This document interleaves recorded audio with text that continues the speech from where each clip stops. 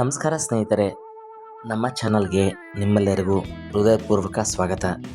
ಭಾರತೀಯ ಚಿತ್ರರಂಗದ ಬಹು ನಿರೀಕ್ಷಿತ ಸಿನಿಮಾಗಳ ಪಟ್ಟಿಗೆ ಈಗ ಮತ್ತೊಂದು ಸಿನಿಮಾ ಸೇರಿದೆ. ಹೊಂಬಾಳೆ ಫಿಲಮ್ಸ್ ತನ್ನ ಹೊಸ ಮೆಗಾ ಪ್ರಾಜೆಕ್ಟನ್ನು ಅಧಿಕೃತವಾಗಿ ಘೋಷಿಸಿದ್ದು, ಈ ಸಿನಿಮಾದಲ್ಲಿ ತಮಿಳಿನ ಸ್ಟಾರ್ ನಟ ಸೂರ್ಯ ನಾಯಕನಾಗಿ ನಟಿಸಲಿದ್ದಾರೆ. ಈ ಚಿತ್ರಕ್ಕೆ ನಿರ್ದೇಶಕರಾಗಿ ಜೈ ಭೀಮ್ ಖ್ಯಾತಿಯ ಟಿ.ಜೆ. ಜ್ಞಾನವೇಲ್ ಆಯ್ಕೆಯಾಗಿದ್ದು, ಅಭಿಮಾನಿಗಳ ನಿರೀಕ್ಷೆಯನ್ನು ಮತ್ತಷ್ಟು ಹೆಚ್ಚಿಸಿದ್ದಾರೆ.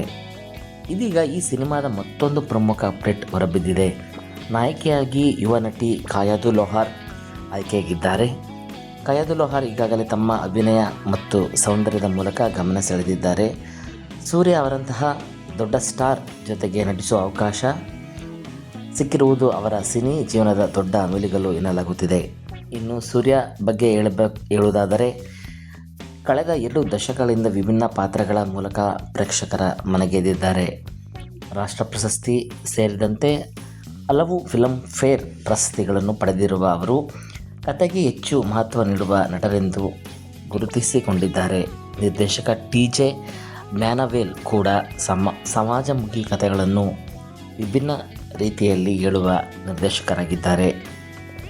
ಜೈ ಭೀಮ್ ಚಿತ್ರದ ಯಶಸ್ಸಿನ ನಂತರ ಅವರ ಪ್ರತಿಯೊಂದು ಸಿನಿಮಾ ಮೇಲೆ ಅಭಿಮಾನಿಗಳ ನಿರೀಕ್ಷೆ ಹೆಚ್ಚಾಗಿದೆ. ಈ ಸಿನಿಮಾವನ್ನು ನಿರ್ಮಿಸುತ್ತಿರುವ ಹೊಂಬಾಳೆ ಫಿಲಮ್ ಈಗಾಗಲೇ KGF, ಕಾಂತಾರ, ಸಲಾರ್ ಸಿನಿಮಾಗಳ ಮೂಲಕ ಭಾರತೀಯ ಚಿತ್ರರಂಗದಲ್ಲಿ ಹೊಸ ದಾಖಲೆಗಳನ್ನು ನಿರ್ಮಿಸಿದೆ. ಈ ಹೊಸ ಸಿನಿಮಾಕ್ಕೆ ಸಂಗೀತವನ್ನು ಸಾಯಿ ಅಭ್ಯಾಂಕರ್ ನೀಡಲಿದ್ದು, ಛಾಯಾಗ್ರಹಣವನ್ನು SR ಕದೀರ್ ನಿರ್ವಹಿಸಲಿದ್ದಾರೆ. ಕಲಾ ನಿರ್ದೇಶನ ಕೆ. ಕದೀರ್ ಅವರದಾಗಿದ್ದು, ಸಂಕಲನದ ಜವಾಬ್ದಾರಿಯನ್ನು ಫಿಲೋಮಿನಾ ರಾಜ್ ವಹಿಸಿಕೊಂಡಿದ್ದಾರೆ. ಜೂನ್ 29, 2026ರಂದು ಚೆನ್ನೈನ ಪಾರ್ಕ್ ಹಯಾತ್ ಹೋಟೆಲ್ನಲ್ಲಿ ಈ ಸಿನಿಮಾದ ಮುಹೂರ್ತ ಸಮಾರಂಭ ಅದ್ದೂರಿಯಾಗಿ ನಡೆಯಿತು. ಚಿತ್ರರಂಗದ ಅನೇಕ ಗಣ್ಯರು ಈ ಕಾರ್ಯಕ್ರಮದಲ್ಲಿ ಭಾಗವಹಿಸಿದ್ದರು. ಸೂರ್ಯ, ಜ್ಞಾನವೇಲ್, ಹೊಂಬಾಳೆ ಫಿಲಮ್ಸ್ ಮತ್ತು ಕಾಯದು ಲೋಹಾರ್ ಒಂದೇ ಸಿನಿಮಾದಲ್ಲಿ ಒಂದಾಗಿರುವುದರಿಂದ ಈ ಸಿನಿಮಾ ಈಗಾಗಲೇ ಪ್ಯಾನ್ ಇಂಡಿಯಾ ಮಟ್ಟದಲ್ಲಿ ಭಾರಿ ಕುತೂಹಲ ಮೂಡಿಸಿದೆ. ಈ ಸಿನಿಮಾ ಯಾವ ಕಥೆಯನ್ನು ಹೊಂದಿರಬಹುದು, ಯಾವಾಗ ಬಿಡುಗಡೆಯಾಗಬಹುದು ಎಂಬ ಪ್ರಶ್ನೆಗಳು ಈಗ ಅಭಿಮಾನಿಗಳಲ್ಲಿ ಮೂಡಿವೆ. ಚಿತ್ರತಂಡ ಮುಂದಿನ ದಿನಗಳಲ್ಲಿ ಇನ್ನಷ್ಟು ಅಪ್ಡೇಟ್ ನೀಡುವ ನಿರೀಕ್ಷೆ ಇದೆ. ನಿಮಗೆ ಈ ಜೋಡಿ ಹೇಗೆ ಅನಿಸಿತು?